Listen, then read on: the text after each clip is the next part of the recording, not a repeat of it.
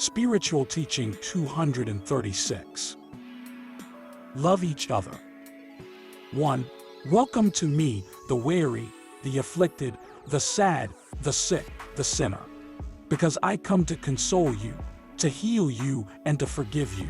I have the same charity of the fervent as of the unbeliever. 2.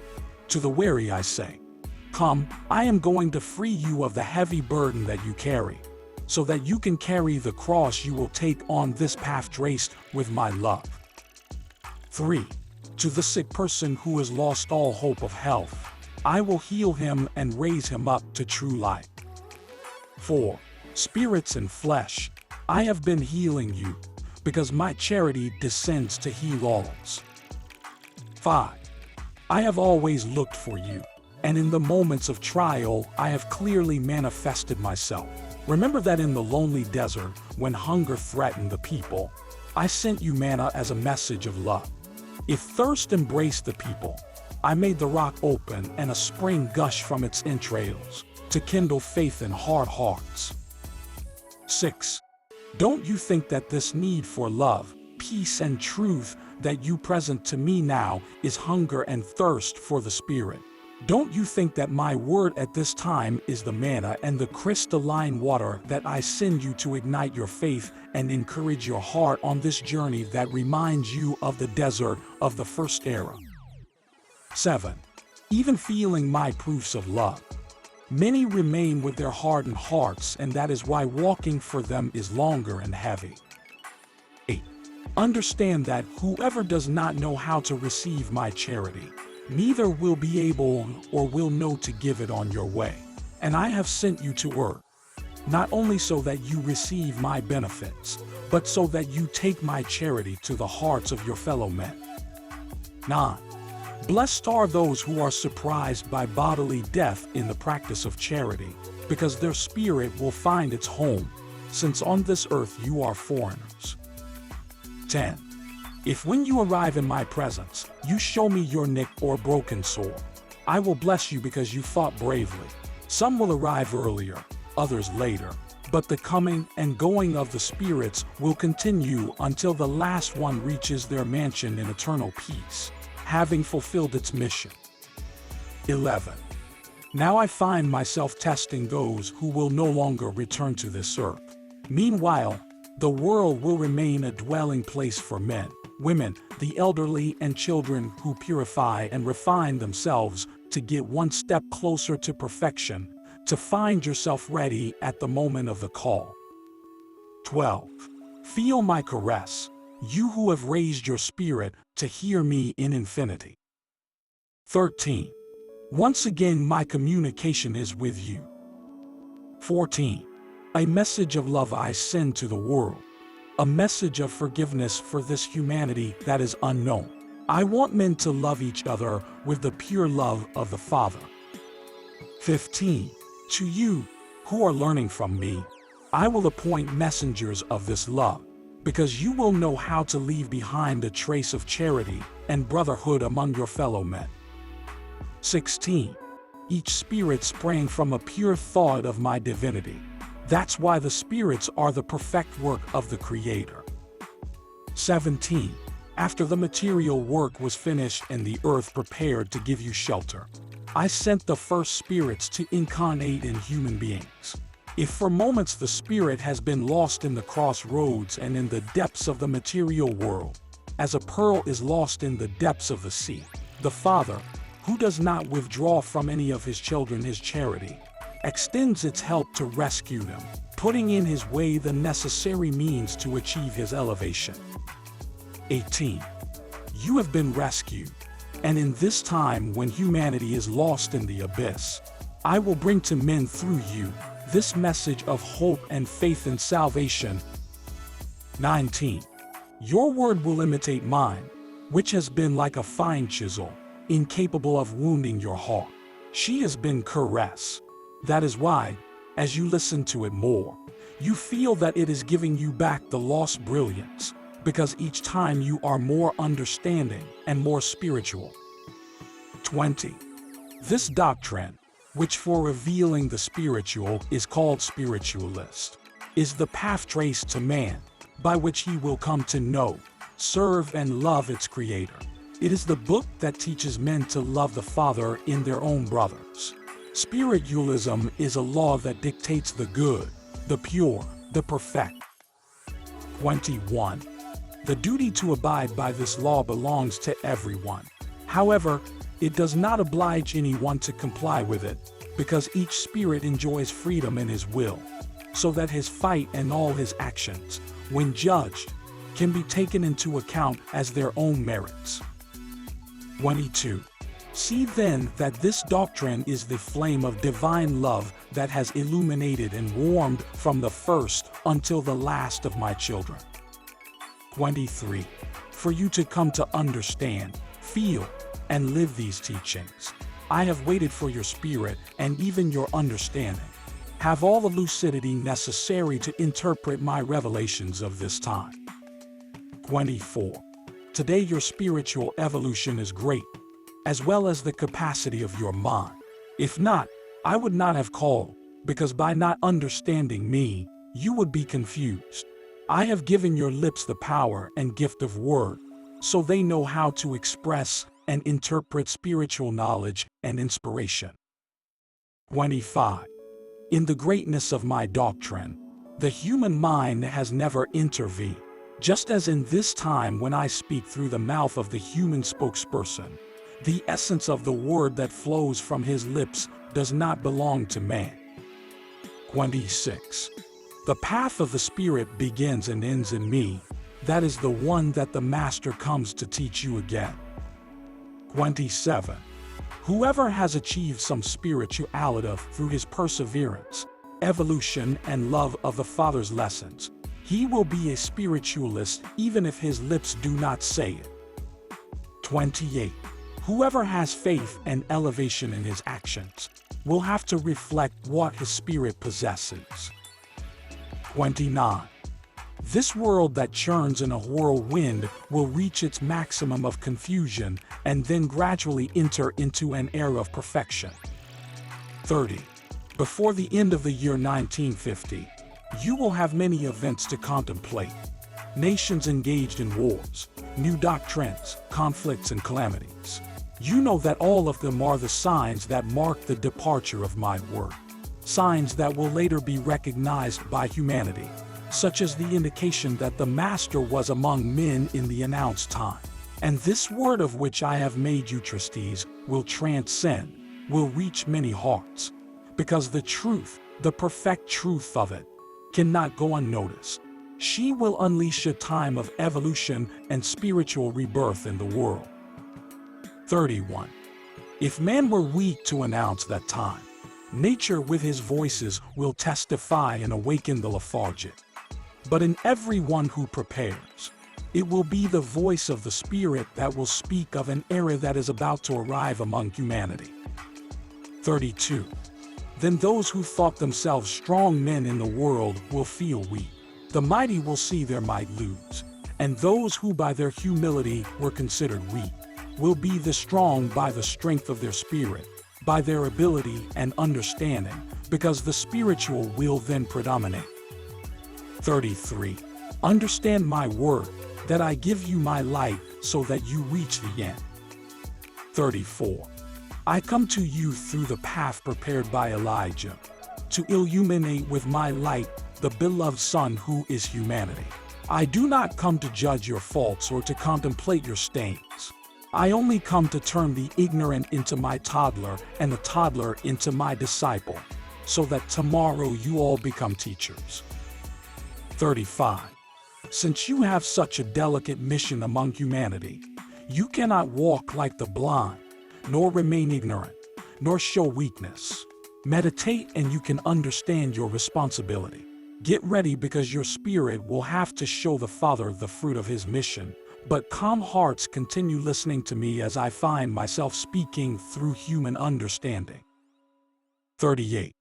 Hearing my voice, one and the other feel relieved of their faults and get up to follow in my footsteps carrying their cross. When you have experienced this peace and this rest in my bosom, it is when you have turned your gaze to humanity, to understand their tragedy, 39.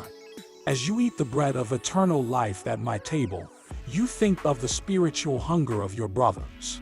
Feeling the freshness and the shadow of this tree, you have considered those who are crossing the desert, embraced by the sun, the hunger and thirst, sometimes fooling oneself with the mirage of false oases. 40. I bless you because you feel the affliction of others. Pray and work, that in you there is what is necessary to alleviate sorrows and heal ills. 41. It is not necessary to swear that you are going to follow me. Promise yourselves be faithful, constant and obedient to me, and fulfill your purposes. 42. My word caresses itself to make the disciple understand that the time has come to get up to practice what he has learned. 43. May my word, like a ray of light, reach your understanding, O dear people, illuminating your path. 44. Know how to concentrate in the depths of your heart, because whoever does not prepare will not feel my presence, will hear the voice from the pedestal, but will not receive the divine essence that I send you. 45. Make your heart a clean source where you receive the torrent of pure water that is my wisdom. 46. This is a day of remembrance. On a date like this, I dedicated my first spokespersons to publicize through them my new commandments and my new revelations. The spirit of Elijah vibrated through Rokarohas to remind you of the way that is the law of God. 47. The moment was solemn. The spirit of those present shook with fear and joy, as the heart shook of Israel on Mount Sinai when the law was promulgated. How the disciples trembled on Mount Tabor when they beheld the transfiguration of Jesus, when Moses and Elijah appeared spiritually to the right and left of the teacher. 48. That September 1st, 1866, was the birth of a new era, the dawn of a new day, the third era that opened before humanity. 49. Since that moment and without ceasing, many prophecies and many promises made by God to men thousands of years ago, in you have come to fulfill, men and women who inhabit the world in this time. Who of you have been on earth when those prophecies were said and when those promises were made? Only I know. But the important thing is that you know that I promised it and that I am fulfilling it. 50. Do you know of that cloud over which my disciples saw me ascend the last time I manifested myself to them? Well, in truth, it was written that on the cloud it would come again, and I have fulfilled it. On September 1st, 1866, my spirit came on the symbolic cloud to prepare you to receive the new lesson. Later in 1884, I began to give you my teaching. I arrived, not as a man, but spiritually limited in a ray of light to place it on the human understanding, that it is the means chosen by my will to speak to you at this time, and I will take into account the faith that in this word deposit, because it will not be Moses who will guide you through the desert in pursuit of the promised land, nor Christ made man, whoever makes you hear his word of life as a way of salvation and freedom. It is now the human voice of these creatures that reaches your ears, and it is necessary to spiritualize to find the divine essence where I am present. That's why I tell you, it has merit that you believe in this word, because it is given through imperfect beings. 51. The merit will be greater than that of those who believed in me in the second era or that of those who followed Moses through the desert.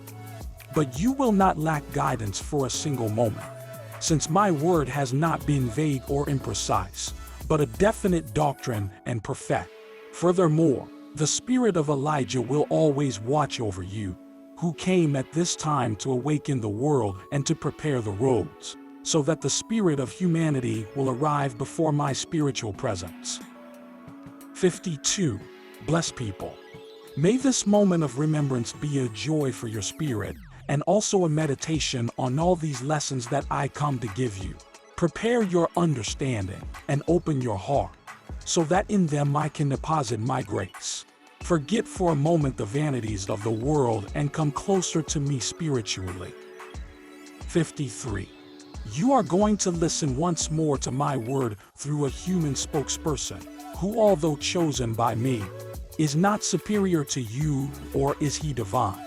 They are the spokesmen of my word, still imperfect creatures, although the elevation of their spirit allows you to enter into communication with the Father. Hear the lesson with a fine ear so that it passes clearly to your brain. Then let it cross your heart like a ray of light, and the divine essence will reach your spirit as bread of eternal life. 54. If you prepare in this way, you will feel that I have really been with you. 55. I do not want you to be traditionalists, but it is my will that you remember all those events through which I manifested with you and gave you examples and teachings. Make by remembrance a feast within your heart, and your steps will be firmer on the path. 56. In 1866, I promulgated the law again among my people, opening a new spiritual age, thus fulfilling a promise of mine made to you in other times. Since then my Holy Spirit vibrates from the cloud, through my ray, and also the voices of my angels are heard on earth. 57. This is the third era, in which I have come to merge the commandments that I gave you through a single law of Moses, the doctrine of love that I gave you through Jesus in the second era, and that was a confirmation of the first. And at this time I give you this doctrine as a luminous beacon, as a saving bolt, as a ladder of improvement so that you reach the evolution of your spirit. 58. I give you my teaching with great simplicity and clarity so that, as good spiritualists, you may know how to answer those who ask you if you are Mosaics or Christians. 59. Before the law was revealed to you in the first era, you lived in the natural law, encouraged by men for whom I counseled virtue, for whom I manifested my truth and my justice, men for whom I manifested as the God of good and love. 60. That people who knew how to maintain the fear of the true God, and who knew how to preserve the intuition of a God of justice and goodness, is the people of Israel. But a concrete and defined law did not know that people until, contemplating him the Father in danger of falling into gentility and idolatry, from his own bosom I made arise a strong man of spirit to deliver through him the law of God for men, written on living rock. The man was Moses, liberator and legislator, who with unshakable faith and great love for the Lord and his people, led the crowds to a propitious land to build a sanctuary and raise a welcome worship to the living and invisible God. 61. Look how from the earliest times I have inspired you spirituality.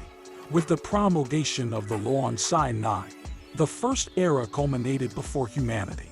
That first envoy was like a star in the desert. He was the guiding index. He was a counselor and legislator. It was bread when hunger was felt and water that quenched thirst. It was kind company in the solitude of the deserts and conductor of the people to the very gates of the desired land. 62. When Christ appeared among humanity in the bosom of that same people, many centuries since Moses. 63. It was the new dawn for the people who awaited the arrival of the divine master, who came to be born and live among men to teach them the second part of the book of life. 64. You had known the God of justice, and now he came to show himself as God of love, preparing with his word and his works a new time, a new life for the Spirit. The second era and all that I taught with my word, miracles and examples, until culminating with my passion, it was the page of the law of love that I wrote for you. 65. Now, in the third era, Elijah manifests his spirit, and sent as forerunner of the Holy Spirit, saying through human understanding, Behold Elijah, the prophet of the first era, the same one who later he appeared on Mount Tabor with Moses and Jesus at the transfiguration of Christ before the disciples. 66. Elijah has the key with which the third era has been opened, the new era. 67. Now you can understand what even the apostles themselves managed to understand about some of my disclosures. 68.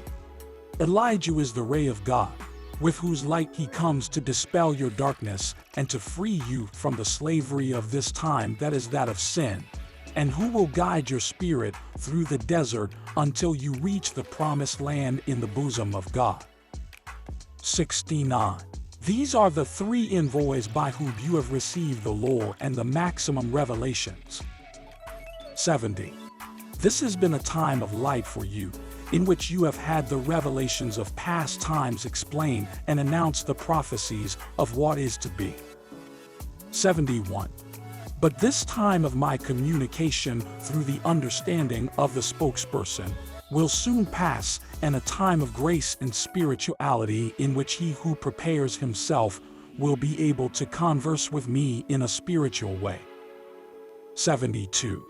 And when my kingdom has been established in the heart of humanity, when the temptation has been dethroned and the man love me above all created, this world will be the abode of great spirits, where men love each other in truth and know how to receive needy spirits with charity to regenerate them and fill them with wisdom. 73. You do not know now in what form I manifested myself to the whole world, from 1950 and onward, but I leave you alert, because you will see that the gifts and powers of the Spirit will be imposed on the senses of the body, and humanity will feel that it is living in a new time, the time of communication from spirit to spirit. My peace be with you.